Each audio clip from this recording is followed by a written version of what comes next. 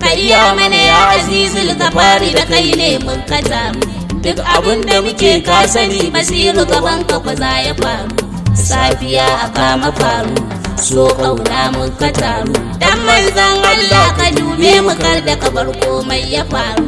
Ba annabi Muhammadu, annabi Muhammadu, ba annabi Muhammadu, annabi Muhammadu, ba annabi Muhammadu, annabi Muhammadu, ba annabi Muhammadu, annabi Muhammadu, ba annabi Muhammadu, annabi Muhammadu, ba annabi Muhammadu, annabi Muhammadu, ba annabi Muhammadu, annabi Muhammadu, ga annabi Muhammadu, ga annabi Muhammadu, ga annabi Muhammadu, la ilaha illallah Ahmadu, ga annabi Muhammadu, ga annabi Ahmadu, mai suna Ahmadu, mai suna Ahmadu. Duk wani motsin mu ya anjalal ainaini da kai muke. Duk wani motsin mu ya anjalal ainaini da kai muke. Zama da tashi da kai muke. Saiwar mu da kai take. Maganar mu da kai take. Kallon mu da kai yake. Tashin mu da kai yake. Motsin mu da kai yake. Sofar mu da kai take. Majazubai mun rike. Baitocin da muke. Ihun ma kai yake. Manzon Allah kula mu. Manzon Allah ka gan mu. Manzon Allah duba mu. Manzon Allah annabi ya manzon Allah da kai mun kazo. Annabi mu da kai mun kazo. Annabi mu da kai mun kazo. Annabi mu da kai mun kazo. Manzon Allah da kai mun kazo.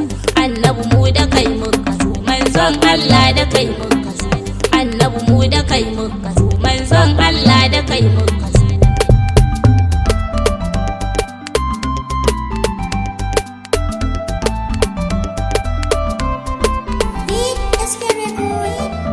Josh make that head sound, baby. Ya mai bayar da rayuwa annabi kai din baka raguwa. Ya mai wanzar da wanzuwa mun fa da kai ne muka shakuwa. Gaibin gaibi ya guda daya har fa yau ka kasa ganuwa. Aiken tafiya guda daya mun ka tsaya kafi su taruwa. Aiken saje da kwalliya annabi ba ka karantuwa. Tauhidi ba ka sannuwa fili zahir da buluwa. Manzon Allah zubo ruwan kauna da yawa da yan uwa.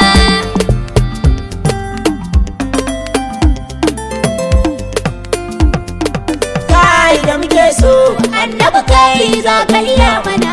Je mana taso in mun so za ka faɗa mana. Yanda kake so haka muke so za a yi mana.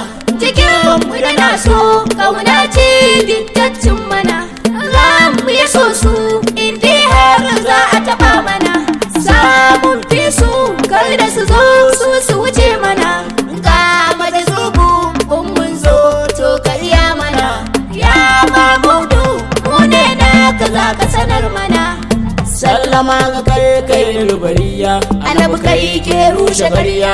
Mai ɗauke lodi da kaya mai son ka baya a baya. Ba ma yabanka da sanya a gaban ka mun sanya kaya. Mu faɗe ka a cikin biyayya dan kar a bar mu a baya. Annabi kai kake ba muwa dan kai muke kara girma. Annabi to a daɗe muhimma dan umma Fatima Karima ga mata zubun mu ne guda. Bari ku ji so da kauna wanda yake mata ba a gane su dai. Bari ku ji gani fina yanda yake mata so irin nashi shi dai. Daga tsedan tsugunna talla da bi mu kar a tashe mu dai. Yanda yake mata in ya zo kofar gidanta ya kwankwasa mata domin girma shi ya bata. Nana ta zo ta bude wannan kofar ta gidanta.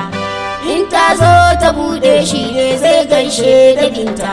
Ya ce mata sallama ta gare ki fa kyakkyawar halitta. Ya ce mata rabbana ma yana gaishe ki cikin wadata. Ya ce mata mama dan zo jiki na kin wuce duka halitta. Sun bata mai gudanar da kauna wadda yake wabinta. Duk abin da yake motsi jikinsa tana ji a cikinta. Daga numfashi zuwa jijiya da jini duka na cikinta. Banguri na faɗe tana da girma.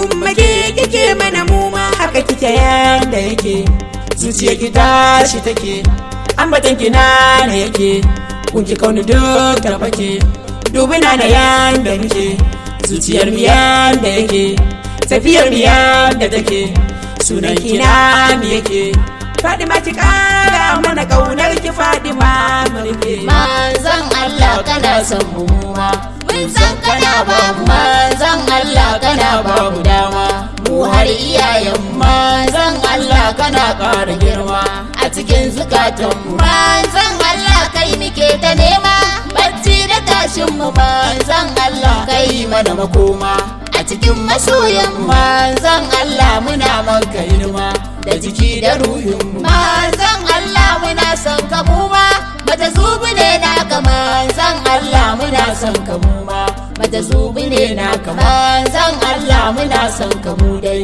mata zubi ne naka annabi Muhammadu ya annabi Muhammadu ya annabi Muhammadu ya annabi Muhammadu ya annabi Muhammadu ya annabi Muhammadu ya annabi Muhammadu ya annabi Muhammadu ya annabi Muhammadu ya annabi Muhammadu ya